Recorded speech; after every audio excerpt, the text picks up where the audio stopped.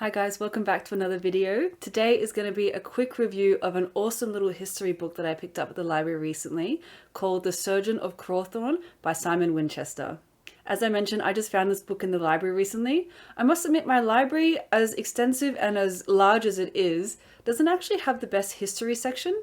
I kind of feel like it lacks in just interesting, modern, quirky history books that I feel like are definitely out there somewhere. But I was just browsing the history section recently and I came across this book and I thought it looked a bit interesting. I actually had no idea what it was about, but thought I'd give it a go, so I borrowed it and I am so glad that I did. What an amazing little book. The Surgeon of Crowthorne, for those who don't know, was written, I think, about maybe 20 years ago or so, in the early 2000s, I think. And it's about the story of how the Oxford English Dictionary was originally composed. Not actually just about that, it's actually about a little bit of murder and craziness as well, but we'll get into that in a second. About the Oxford English Dictionary, I always just assumed that this dictionary just kind of appeared one day into existence. I never gave it much thought as to how it was composed, and for some reason I always just thought that computers put it together because computers know all the words in the English language and that's it. And one day it just spontaneously burst into being and it just contains every English word ever and that's it. No one had to work on it, no one had to think about it. And I am very, very wrong in this assumption. There was a lot of work that went into the Oxford English Dictionary, and it was originally a project that was started in the mid-1800s and was headed by a guy called James Murray. Let me double check. I know I read that. I'm just going to double check that I've given you the right name because I wrote it down. Where did I write it?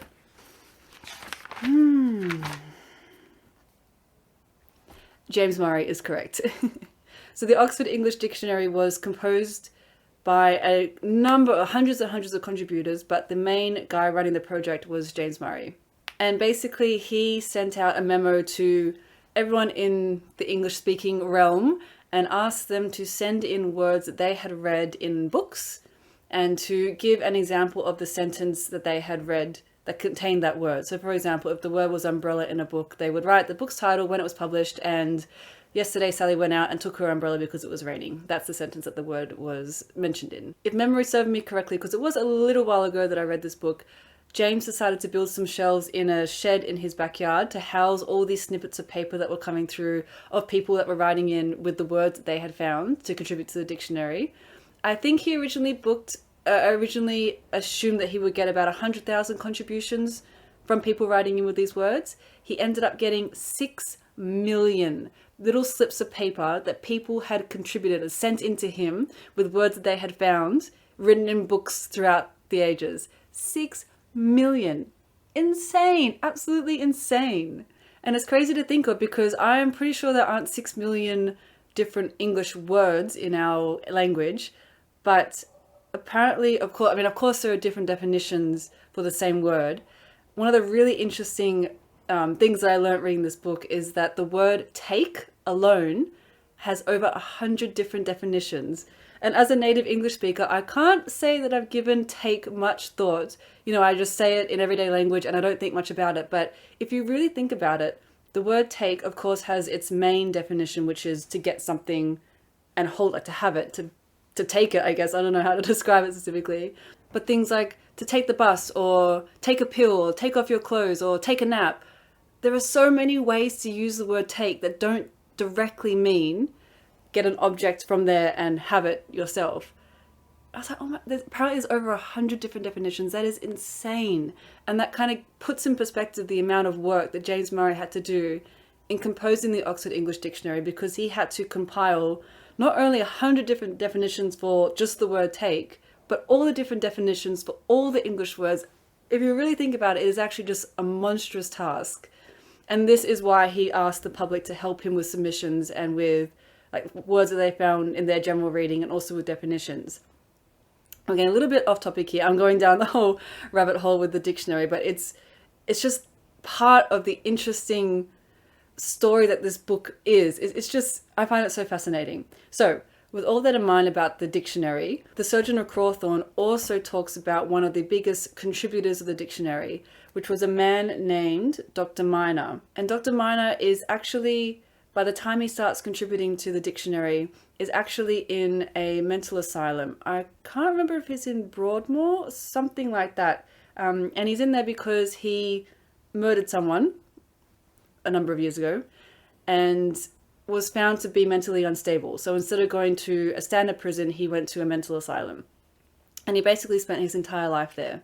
And despite his mental instability, he was actually an extremely talented linguist and contributed a vast number of words and definitions to James Murray and the Oxford English Dictionary project. And it's such a fascinating story to learn about this man who obviously has his own demons and his own challenges in life, but is so talented in words and in lexicography. It's just amazing. It was so interesting to read. I thought this book really read like a thriller in a way, even though it was based on factual things that have happened in the 1800s. I found it so interesting and so fascinating, not only to learn about how the dictionary was composed, but also just this story of Dr. Minor, how he contributed to the dictionary.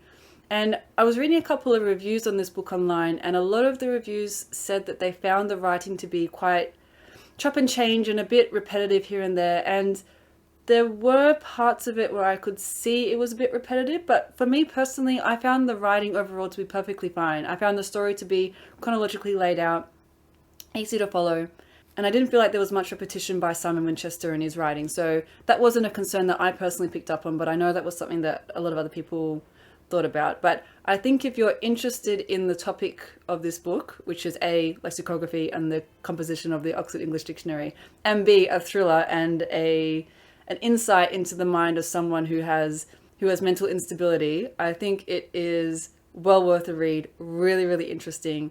And it just made me, at least personally, think about parts of history that I had never considered before, or never even known about before. There is actually also a movie that has been made on this book or this story called The Professor and the Madman. I've got it written down here. It has Mel Gibson and Sean Penn as the main actors in it, and I think that I need to watch this movie as well, because I think that maybe the movie might actually provide even more information about this whole story. Maybe. I'll have to watch the movie and find out. Generally, I prefer books over movies 99% of the time, but every now and then I enjoy watching a movie that's based on a book as well. I feel like it can add to the book and add to the story instead of just being a not so good representation of it. So I think I will watch this movie. I'm going to add it to my Friday night movie list. So if you're interested in the history of the Oxford English Dictionary, if you want to read a bit of a thriller and you want to learn a bit of history along the way, I highly, highly recommend this book. I'm going to leave it linked in the description box below if you want to check it out. Thank you so much for watching. See you again next time. Bye.